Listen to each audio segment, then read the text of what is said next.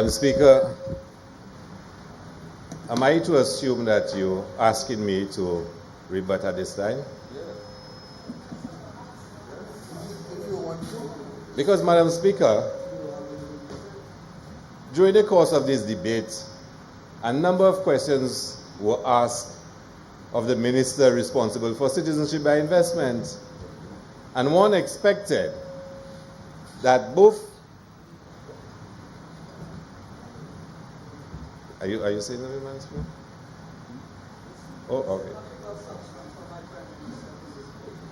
So, Madam Speaker, so the honourable member from Castries South is saying that there is nothing of substance for the Prime Minister to respond to. Madam Speaker, and he speaks about arrogance and disdain, and this is the Parliament of St. Lucia, Madam Speaker. This is the Parliament of St. Lucia. This is where we account to the people for the conduct of the government, Madam Speaker. And you have an opposition that is supposed to hold the government accountable.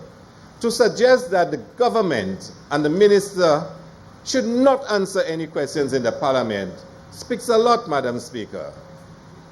And I'm not sure that's exactly the spirit in which, Madam Speaker, we want to conduct ourselves in this honorable house. But, Madam Speaker, I just need to respond to a few issues, Madam Speaker, which were raised. And it's getting late, Madam Speaker, and I feel we still have a number of matters to address, Madam Speaker.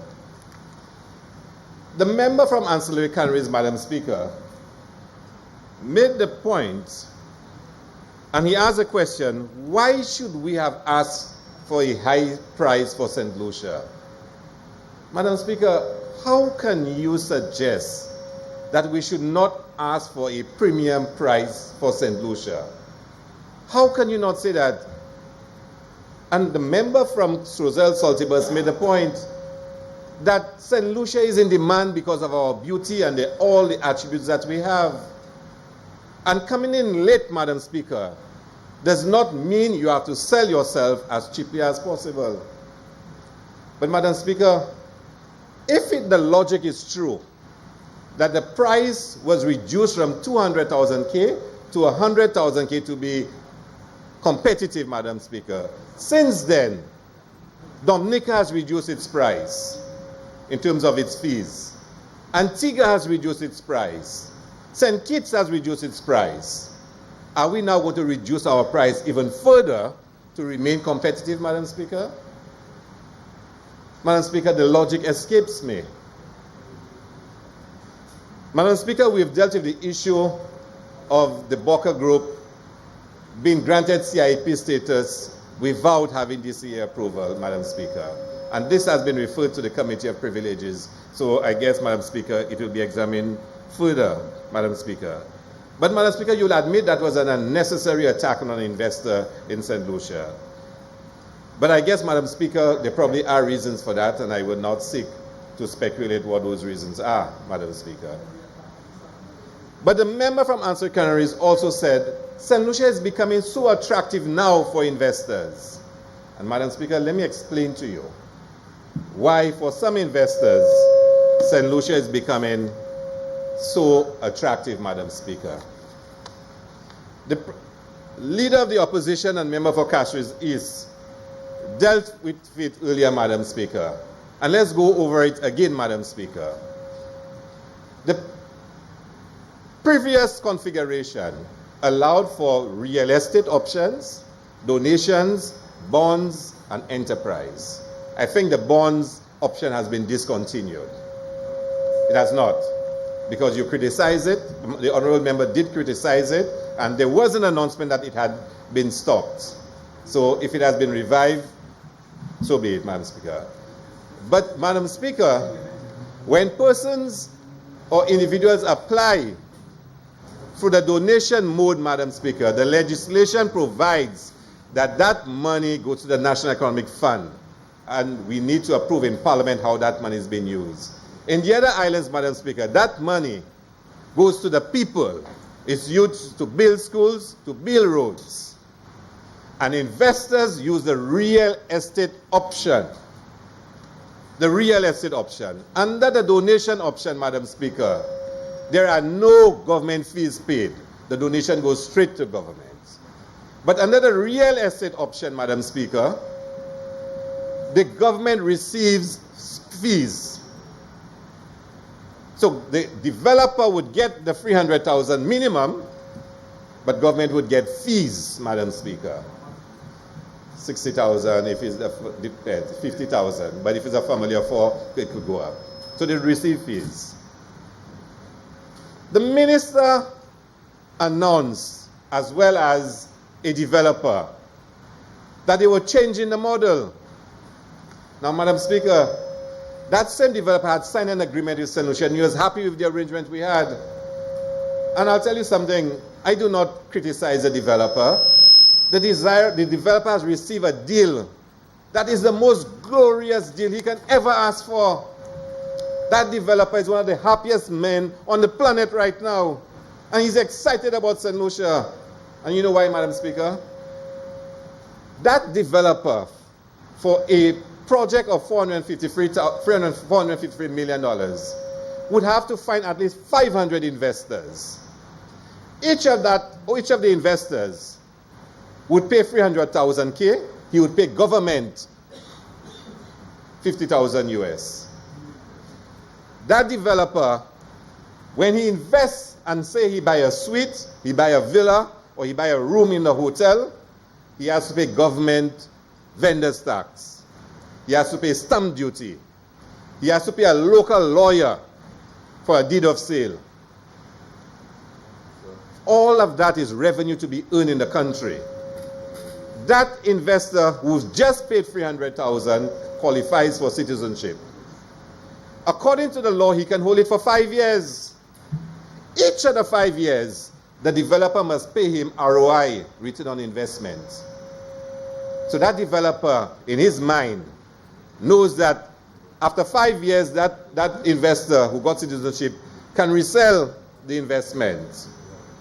But for every year, he must pay him ROI. And after 5 years, a new set of persons can buy into the property again because it's an investment. Each new set, Madam Speaker, has to pay stamp duty, vendor's tax, has to pay lawyer fees, and if a local real estate agent is the one who got that new investor, they get real estate commission fees. So the Citizen by Investment Program was supposed to generate an acceleration in the real estate industry. Lawyers across would be making money. Government would be earning government fees on every applicant. Government would also be earning stamp duty and vendor's tax. But the investor was having a major headache. Every year he must pay ROI.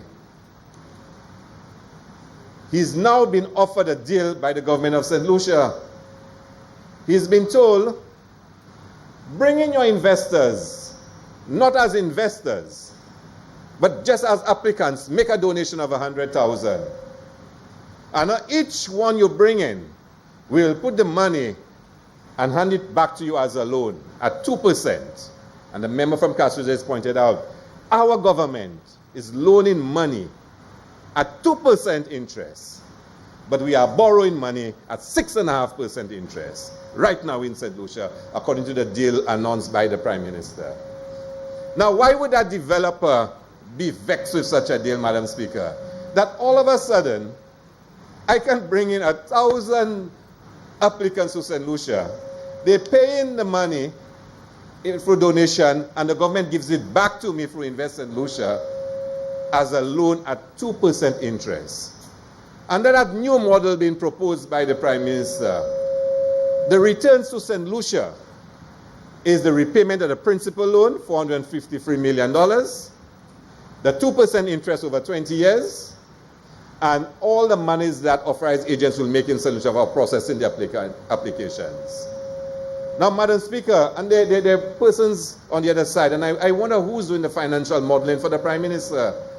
Because if you compare that to the other scenario, where if you had kept it as it was, where every investment is government stamp duty, vendor's tax, lawyer fees, government fees for real estate applications for the CIP, And every 5 years, Madam Speaker, it can be resold and the cycle repeats itself.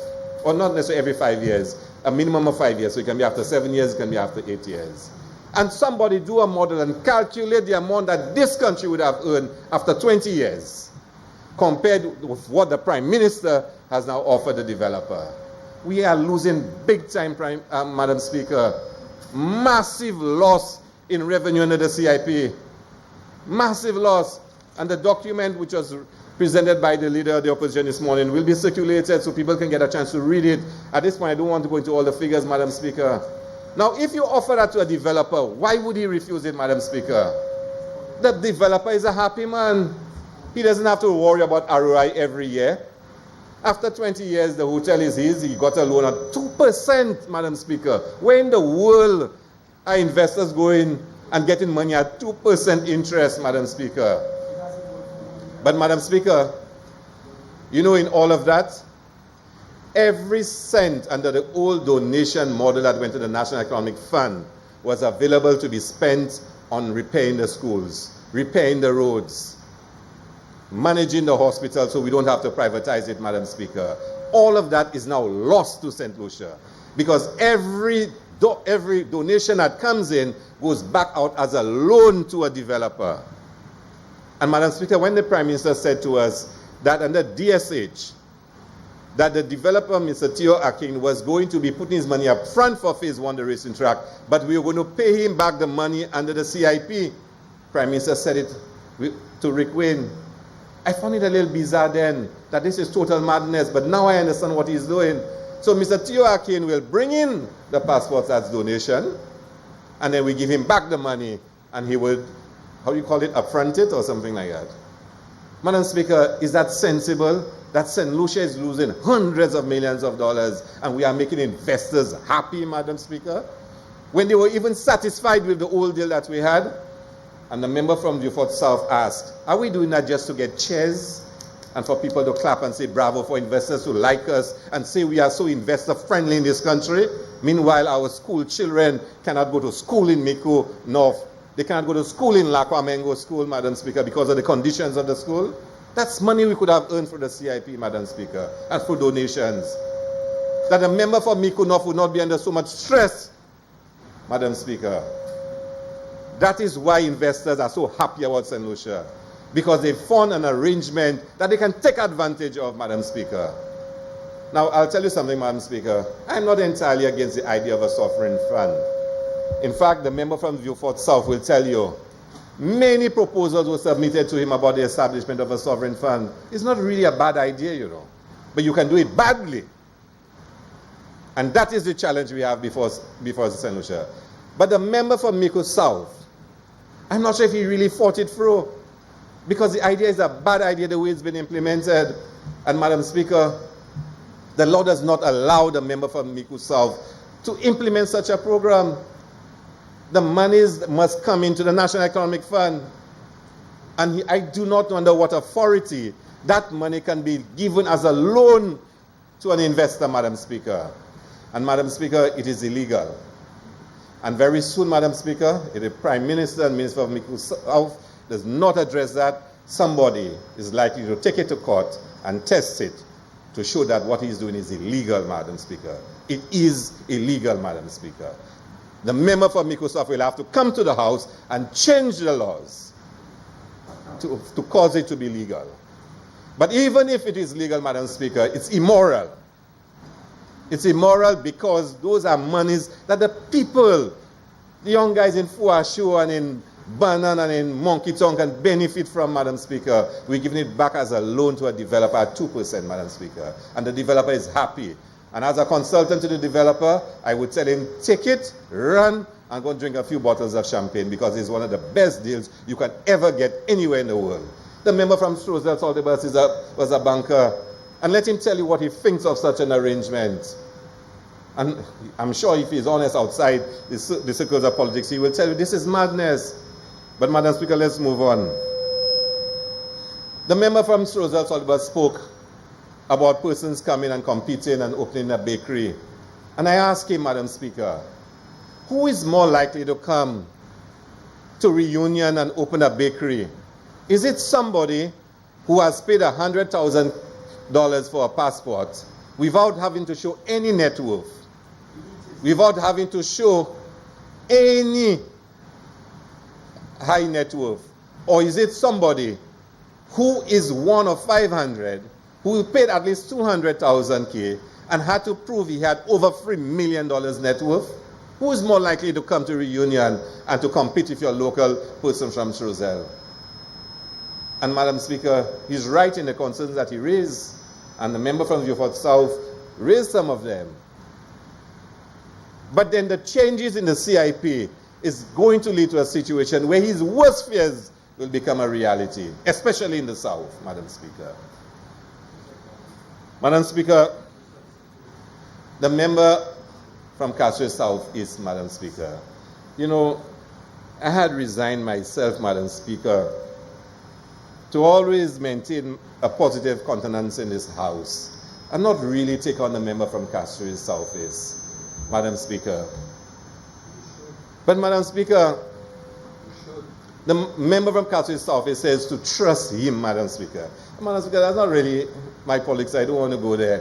But when the member from Castro South East tells the people of St. Lucia to trust him, Madam Speaker, that they will not trust us, but they will trust him and them for managing the CIP. Madam Speaker, if your brother comes on television and says the things he said about you, how can people really believe they should trust you? When your colleague in Parliament said the things he said about you, how can people really trust you? Now, Madam Speaker, he's a master craftsman at what he does. He is. Let's give him the credit for that. But does he really think he can look at us in the eye and tell us, trust me, I am who I am? I pray every morning with my wife before I leave the house, and God has blessed me. Madam Speaker, if that is blessing, Madam Speaker, then he's really, really in a league by himself. I will not pass judgment on him. All I've said to him, he's accused me. I'll get my day of judgment. But why don't he go and answer Richard Frederick? And not that Richard Frederick is, like you keep saying, he's my boy. Richard Frederick is not my boy. Richard Frederick doesn't need boys. Richard Frederick doesn't need that. But he has said things about the honorable member. And maybe he should, of course he would have said things about me. I don't know, I've never heard. But if he said things about me, Madam Speaker, that's the order of the day. That's the order of the day. People say things about you, but you know yourself. You see, but then when the Prime Minister said enough things about me, I took him to court. Yeah. If Richard Frederick is wrong about you, this is a glorious opportunity to make him pay for his mouth. Madam Speaker, so, member, I do not know how easily I will trust you. What did Frederick say? Madam Speaker, I will not fall for the luring. But, Madam Speaker, the member for Castro South East said about the cap, the 500. And that makes no sense.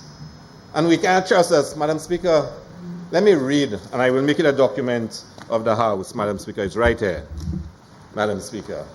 And I'm making sure, Madam Speaker, I don't choose the wrong documents, for fear it's the wrong cabinet conclusion that I'm circulating. So, Madam Speaker, let me read about the logic of the 500. And I'm quoting from the IMF, Madam Speaker, the International Monetary Fund. And hear what is said by the International Monetary Fund. A prudent use of the annual cap on approved citizenship applications would help reduce the risk of fiscal dependence on volatile inflows. That's the IMF saying that. That's the IMF saying that. And when members get the document, they can read the full thing. But let me read another part from the IMF, Madam Speaker. The what? Madam Speaker, the IMF also says the same thing about the logic of the cap. Similarly, these programs entail important reputational and financial integrity risks, which necessitates strict adherence to standards for due diligence, governance, and transparency. The cap on applicants and additional transparency regulations passed by the authorities may help contain these risks. Among these transparency provisions, the CIP unit will have to report annually to Parliament on the activities of the program, including the number of applicants, applications, approvals, rejections, as well as detailed information on the successful applicants. Now, the IMF is actually saying that the cap is a positive feature of the St. Lucia CIP. And a member from Castries South may wish to read it. I know he will not read it, Madam Speaker.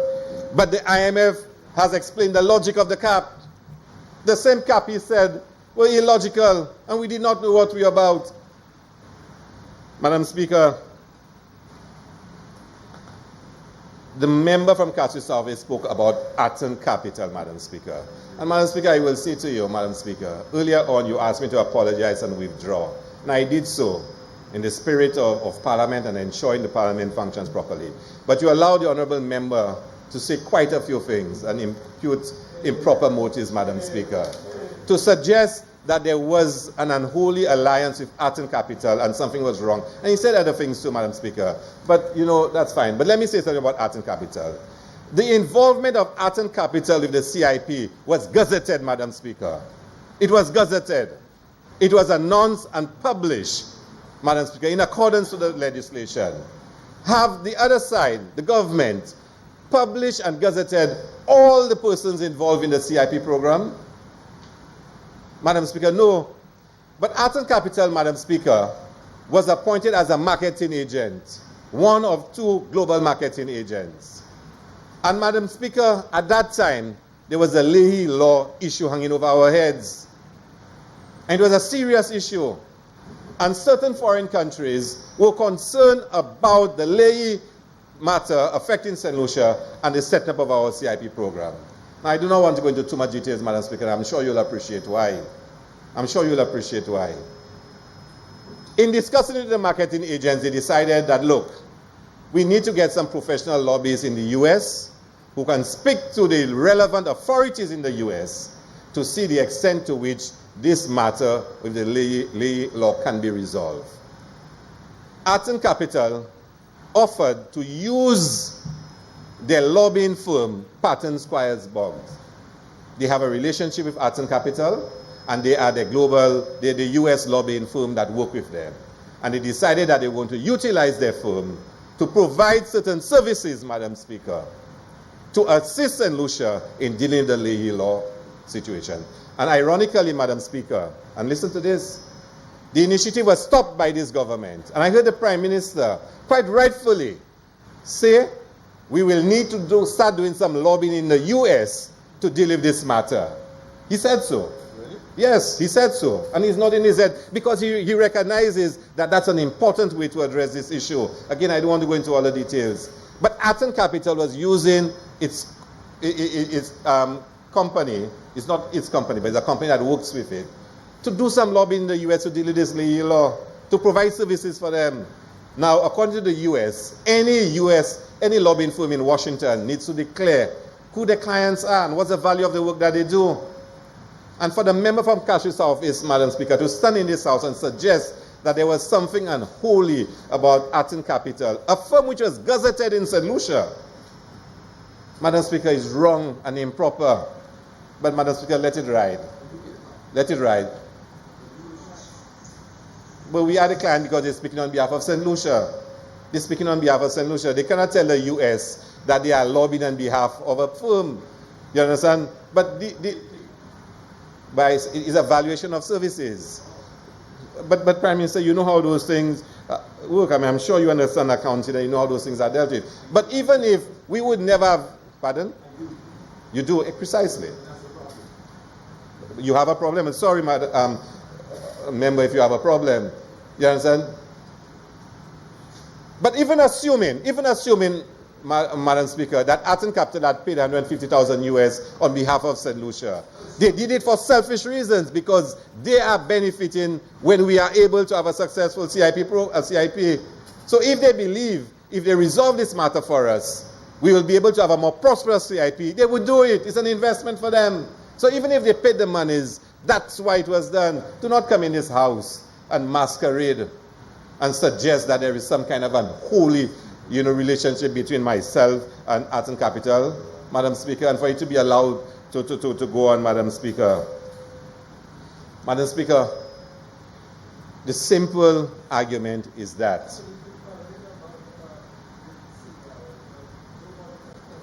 No, you can question me anytime. Madam Speaker, the honourable member is fond of speaking about West Indies Cricket Board, West Indies Cricket Board. Now, Madam Speaker, so I laugh, but because it's funny, Madam Speaker. It's funny. Anybody that knows cricket and followed cricket will tell you, Madam Speaker, of the successes of West Indies cricket. When I was CEO, we won a World T20. We won 6 test matches in a row. We were ranked number 5 in tests. We were ranked number 6 in ODI. When I left, we won a World T20, Madam Speaker. And we had just played the finals of the Women's World Cup. And I had to take on all the fights and clean up the mess at the West Indies Cricket Board. So when people talk about West Indies Cricket Board, I left West Indies Cricket Board. I took on the hard fights and I cleaned up the mess that was there, Madam Speaker. That is what I can boast. And Madam Speaker, if West Indies Cricket Board had continued on the path that we had set off, Sir Julian Hunt and myself, we would have been top of the world right now, Madam Speaker. Top of the world, Madam Speaker. You see those young players they have playing now for West Indies that give us a slight hope in England? They started under the programs that Sir Julian Hunt and myself started off, Madam Speaker. And I know some of them, and if they continue, they will be some of the best cricketers the world have seen. So, Madam Speaker, Darren Samian, spoke about Darren Samian, introduced Darren Samian. Whilst I'm on my feet, Madam Speaker, this morning we had an exchange about under-15 cricket and what the honourable member from Ancillary was saying. Madam Speaker, give me an opportunity to clear this up because he asked me a question through you. Madam Speaker, the member has it so wrong, Madam Speaker. Madam Speaker, we had an under-15 camp at the VG Sports Complex. When I became PS Youth and Sports in 1999, there was the United Under-15 cricket tournament and the United Under-19 cricket tournament. I said Unite. Madam Speaker, but there was no development programs as such in St. Lucia. So we had a camp, and the officers in the ministry, Midget Pierre and Furia Charles and them, went to Sandals to get some donations of sandwiches. And they referred us to Dominic Fede, and he donated sandwiches. He then came up with an idea, which was actually a very great idea. He came up with an idea, and he said he was going to start a Sandals Academy in St. Lucia. That's how it originated, Madam Speaker. That's 1999. And he started off the program here in St. Lucia. At that, Madam Speaker, I became CEO of the West Indies Cricket Board 10 years later. 10 years later. And he's coming to this house and said, when I was CEO of West Indies Cricket Board, he approached me about a program, and he said to me he would help me improve my image by offering me a program that I can implement. Madam Speaker, the member for Ancillary Canaries came to me and he said for the 10th anniversary of the program, he wanted to have a regional program. He wanted to have a program that included other islands in addition to St. Lucia. By then we had the digital cricket coaching program that led to the establishment of cricket academies in St. Lucia in the northern part of the island. Digital sponsored those grassroots programs. He wanted to do a program, and I supported his idea, Madam Speaker. Probably the error I made, Madam Speaker, was to take the member of Ancillary Canaries too seriously then, Madam Speaker. But you know what, Madam Speaker? He's become an embarrassment to this Parliament, Madam Speaker. That's what he has become, Madam Speaker.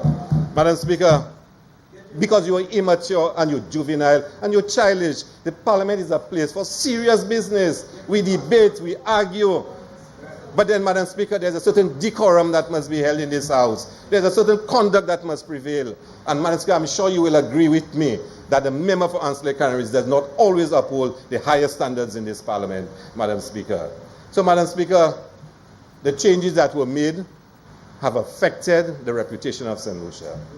It has tarnished the integrity of the CIP program. And a lot has been said about due diligence, Madam Speaker. And like the member from Castries South East, who said he's holding his information, I will certainly have an opportunity later on to say more about due diligence, Madam Speaker. So, Madam Speaker, as I end, I ask honourable members to reflect on the consequences of the changes that they have made to the CIP program. We have put forward our arguments asking that they be reinstated. And, Madam Speaker, at this point, as I conclude, I want members to reflect and to be conscious of the decisions that they are making and the consequences on St. Lucia. I rest my case.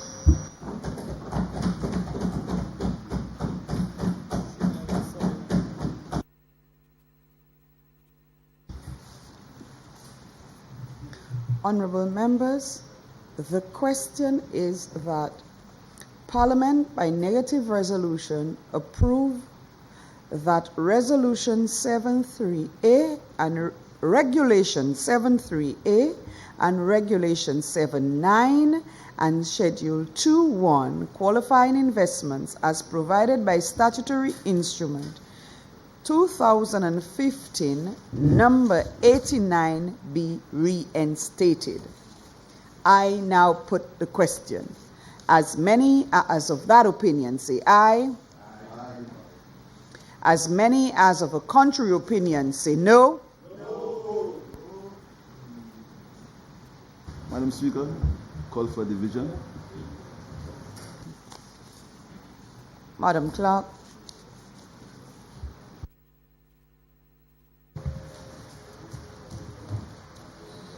The Honourable Dr. Kenny Anthony, how do you vote? Aye. The Honourable Alan Shasley, how do you vote? No. Honourable Sean Edwards, how do you vote? Aye. The Honourable Dominic Fede, how do you vote?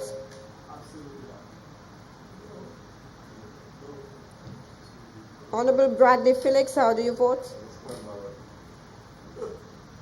Honourable Sarah Flood Bowbray, how do you vote? Honourable Ernest Hilaire, how do you vote? Honourable Moses Jean-Baptiste, how do you vote? Honourable Guy Joseph, how do you vote?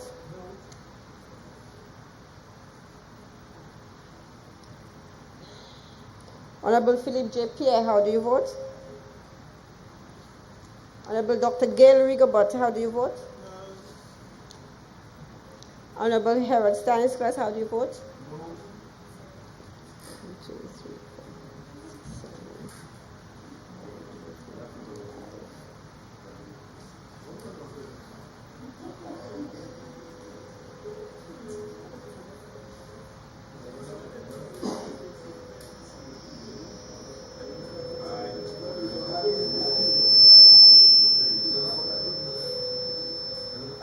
Madam Speaker, ayes have 5 votes and the noes 7.